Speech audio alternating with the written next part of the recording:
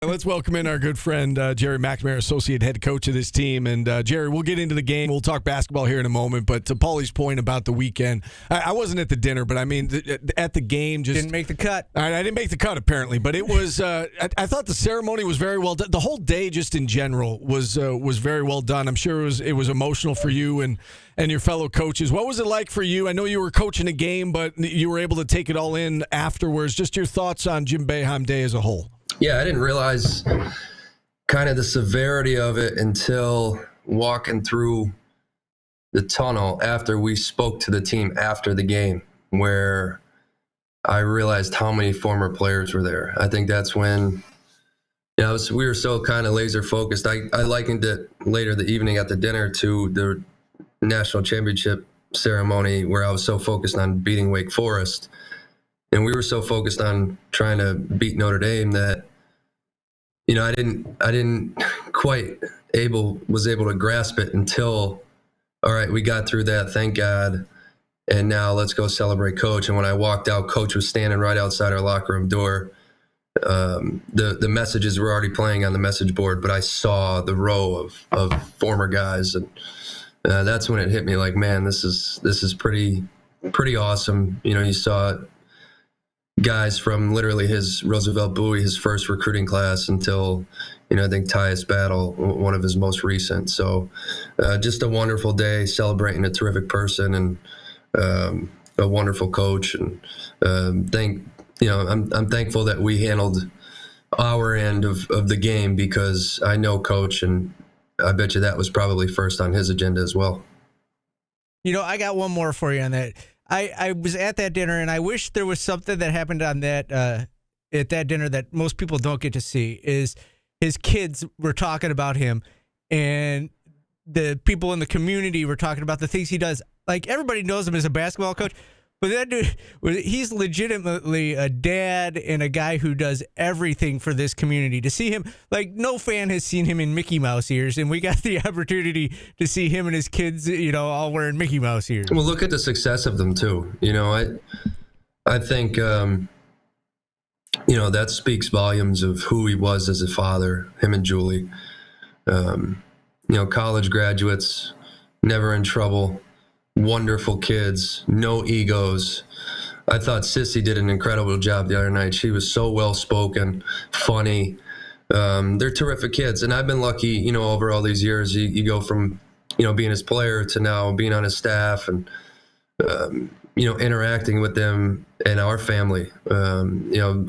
Their house was always open to my kids to go over and go swimming. And it's no surprise. It's no surprise that they've had the success they've had, because, Coach and Julie have been so hands-on in their development as people. And I think, Sissy said it the other night when she spoke, it was easy for her growing up to understand what it meant to give back, because that's all she watched her parents do with their foundation. So, Buddy told the story in the podcast with Mike Waters of, Coach transitioning from coach to father.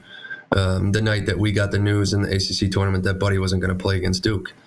And to this day, it's like one of the most emotional things I witnessed, to see when he addressed the team, when the team walked out and I turned back and those two share a hug together. And, Buddy was obviously devastated. So, it's unique. It was unique, being in that, intimate room where it was just a couple hundred of us, where you hear stories that you don't necessarily always hear. But I've been fortunate to watch, in a lot of ways, watch his children grow up. To enjoy it. It was very well done all the way around. And again, I'm sure it was emotional all the way around, and great that you guys were able to finish it off with a win and then enjoy the rest of the day. So let's talk about the game. And a rather odd game, right? You're up by 29 points in the first half. It seems like the thing is over, and Notre Dame goes on a little run at the end of the first half, makes it 20, and then we saw what happened in the second half, and you hang on for dear life. You win by 3. What do you make of a game like that? What's the message to the players after a game like that? Well, the message at halftime was you just gave up a 9-0 run in 2 minutes, and you threw away the momentum that we had worked so hard to build. So you better be ready to come out the next 20 and anticipate that over in that locker room. I thought Red was spot on, that Coach Shrews went from probably reaming those guys out to, hey, man, we got the momentum now. We got to chip away. Let's try to get this to 10 with 10 to go. That's kind of the message that we would give our guys. But at the end of the day, a win is a win. I know it wasn't pretty, and we don't want to squander leads of that nature, but we're also in a situation right now where we need every win. And we need our guys positive and looking forward. And you come off the road, you win, and we protected home court, whether it was ugly or not. Toward the end it was, but we still made enough plays down the stretch, similar to the NC State game. We made enough plays down the stretch to pull it out. And that's the most important thing, is moving forward. All right, let's watch this, rewatch it, rehash some of the things that we should have done better defensively, offensively in the second half. Understand you better learn a valuable lesson in terms of momentum. And now let's move past that and start to, refocus and get ready for Tuesday night against Virginia Tech. Gerry, you're good at breaking it down for the layperson. Maybe you could tell us exactly what happened defensively in the second half, that it felt like Burton was getting to the basket and there was once he got by his defender, there was no one there to protect the rim. Yeah, that's pretty accurate. You seem like you gave a pretty accurate description on that. I think they were in a situation where, for the most part, as far as a scout defense, we did a pretty good job of blowing up certain actions, and that was most of the first half. And then in the second half, they went more to matchup. Like, all right, let's spread the court. It's more of like Coach Shrews, coming from the NBA and understanding that matchups matter. He made a really good decision. He put Chris Bell on the ball screen and put him in the middle of the court. He spaced everybody else on the baseline, and they worked in space. And Burton's a handful. Like, if you don't send two to the ball, he's going to turn the corner. And even when we had two on the ball, he could still slither around you. And he got loose a couple times. And then Shrews hit a couple shots. And I said this after the game, like, I thought he was a good shooter. He was a great shooter in the second half. He was. He was coming off pin downs, moving. They got him twice off post action. We covered it in scout. Hey, when they throw it in the post, they're probably going to pin down for Shrewsbury off the ball. And we were late to the action. So we fell asleep a couple times. We broke down a few times. And they did a good job of adjusting and putting a different action in. And then we got on the top of that ball screen too many times. We weren't at the help level.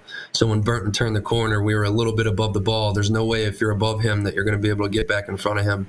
And that happened 2 or 3 times, too many. But it's good for us too. It gives us something as we move forward, that we've got to be ready to adjust in terms of, hey, we got some work to do from this position defensively, and we got to expect every different scenario and every coverage, and gives us something that, detailed video session of something that we could obviously work on moving forward. One of the positive storylines to come out of this one certainly was the play of Justin Taylor, and I know you alluded to it last week, Gerry, that you and the coaches had spent 4 hours working on a package for somebody, and Adrian Autry referred to it after the game, all the extra work you guys put in to try to get Justin Taylor going. It was great to see him have a positive impact on the game. Can you speak to the work that you guys collectively put in last week? And I'm sure it was rewarding to see it benefit the team the way that it did on Saturday. Yeah, I'd go even further to say kind of the work that he has put in, I don't know, Coach Autry's exact quote.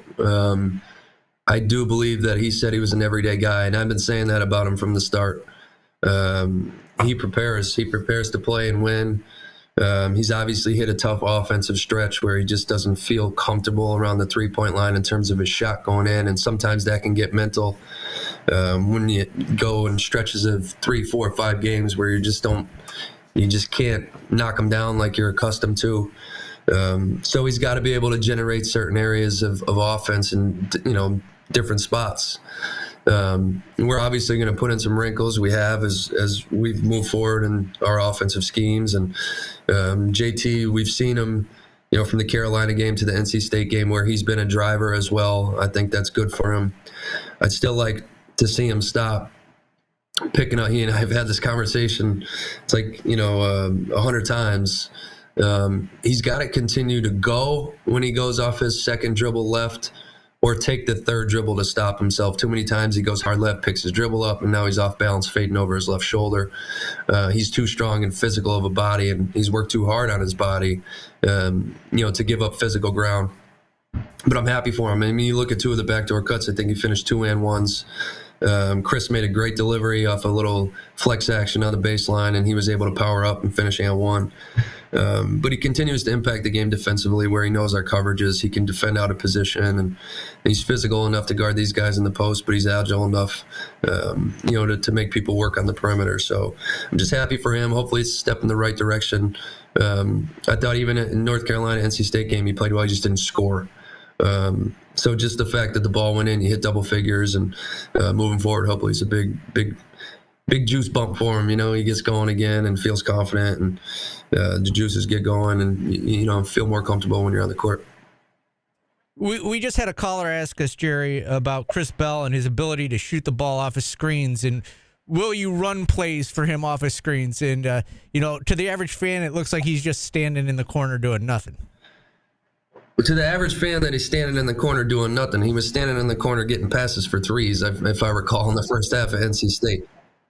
And then I believe Coach Autry out of an ATO drew up one of our actions for him where he hit his fourth or fifth three. So we had him going. We got an action in for him after a timeout, put it in, and he knocks down another one. And we hit one off the press.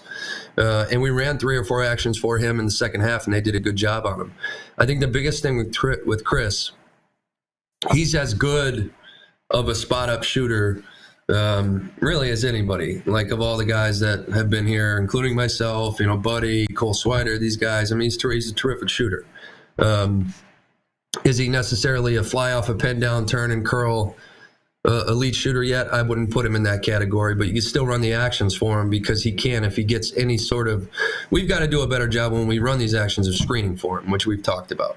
Of literally stopping and setting a good screen and trying to create an advantage. So even though he might not be able to turn and flip his hips quick and elevate and shoot fast, if he gets any advantage and is able to set, he's as good a shooter as anybody in the country. So those are the things. We're generating plays for him in space because we have really good guard play and we have one of the best passing big men in the country. And if they send 2 to him in the paint, he will find Chris Bell. He wants to find him because he's a selfless player. So, we're running the actions that we think are the most efficient in terms of overall offense. We're going to obviously put in actions when we have someone going. And, Chris Bell, when he gets an open shot or uses his 1 or 2, 3 dribble combo moves and keeps taking efficient shots, we're going to keep looking for him. All right, next up, Gerry, a game tomorrow night, Senior Day. And I know you don't really have any seniors. This good team seems like it's made Junior up. Day. Yeah, it's strictly as sophomores. But you've got, final regular season home game. You've got Virginia Tech coming to town. Another one of these teams that's just kind of middle of the pack. They're dangerous. I mean, they just, annihilated Virginia, and then they lose at Pittsburgh over the weekend. And it seems like there's so many teams in this category in the ACC, win one, lose one. What do you make of Virginia Tech? What stands out to you about this team? Dangerous, like you said. You look at their group, and with their ability to shoot the three with Padula and Couture, I think they're averaging like 8.3 a game. Those guys have to be accounted for at all times. I think Hunter Couture is probably right now, like we just talked about Chris, I think Hunter Couture right now is probably the best mover without the basketball in our conference off the ball. Just off top of my head. Padula almost goes for darn near a triple-double at Pittsburgh, but they were in foul trouble, Couture was. But then they have a two-headed monster in terms of Lynn Kidd and Poteet at the 5. Barron, the transfer that came in, is a really quality stretch 4 who's got great size. But Tyler Nickel coming in off the bench, he's accounted for like 2 threes a game off the bench for them, shooting like 43% in league. It's their ability to stretch you on the perimeter and shoot and get hot. If you look back at the Pittsburgh game, I think they finished 3 for 20 from the 3. If you look back to the second half where Notre Dame takes them out at Notre Dame, I think they went like 2 for something, 15, and they got quality looks. It's kind of uncharacteristic. I watched the Notre Dame game. I watched the Pitt game. They got some really pretty good looks for them and just weren't able to kind of capitalize. But that's the biggest thing for me mostly is you have to protect the 3-point line first and foremost. You have to run them off the line. They'll set a lot of misdirect actions for Couture. If you don't account for Padula in the pick and roll game, he will turn the corner and pick you apart. He can turn the corner and score. If you don't guard him on the 3-point line, he'll hit threes. But Coach Young does such a great job of different actions, action upon action. So there's action on one side, which is counter with an action on the second side. So if you don't factor in of how you're going to cover the first one, there's no chance you can cover the second one. So for us, it's about a detailed scout, understanding our personnel, how we want to defend them. And you can't allow them, if you take, one of our things has been taking quality offensive shots. If we can continue to take care of the basketball and get a quality shot, the chances are we're probably going to be in fairly good defensive transition position. And if you take poor, low-quality shots or turn the ball over, you're going to put yourself in a bind defensively in the open court. And if we do those things against these guys and don't protect it, don't take a quality shot, in the open court, they can burn you. Because Couture's running the line. Padula is getting downhill. He could pull up in transition. But you just don't want to be at a disadvantage running at them. So very, very dangerous, like you said. To me, as difficult to cover as anybody in the league. You've got to be, we can't do what we did in the second half against Notre Dame. You can't. You can't go in stretches against these guys and play poor defense and not have a good offensive stretch. Because like you said, Steve, they're a very dangerous team. All right, 7 o'clock tip tomorrow night in the Dome, final regular season home game. You've won 3 of 4, including 2 in a row. Keep the momentum going tomorrow night. Gerry, thanks so much for coming on. We appreciate it. My pleasure. I have to add one more thing. I don't understand off air why Paulie is giving you flack about the color of your. It looks. I've never seen that color before. You called it salmon. He called it coral. Paulie, you look like you're blending into the wall with your khaki. It's corduroy. I'm wearing corduroy. My wife actually texted me during the break or during the segment, Gerry, and she let me know that she bought it at the J. Crew factory before Easter of 2022. So that solves the mystery of where it came from. At Goodwill. I was going to tell you you found it for a reason, probably because it was hiding in your back closet for a reason. Exactly. It's nice. It looks good.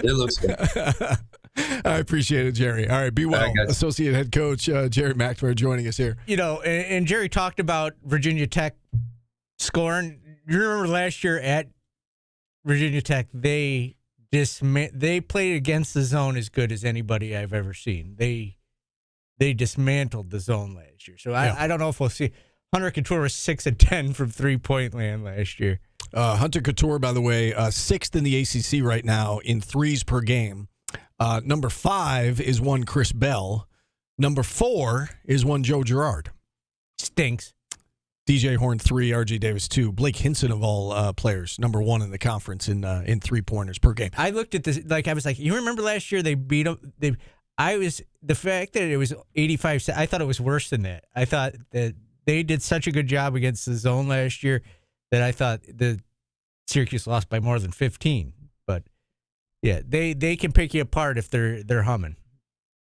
Indeed. And we've seen, this Syracuse team is capable of beating anybody, but they got to play well in order to win. And let's see if they can keep it going tomorrow night. A chance to win their 3rd game in a row. Maybe 4 or 5. I mean, that's what they need to do. They need to go on a little run here to make it interesting. We'll take a timeout. We've got Roosevelt Bowie set to join us at the top of the hour. We're back after this on ESPN Radio.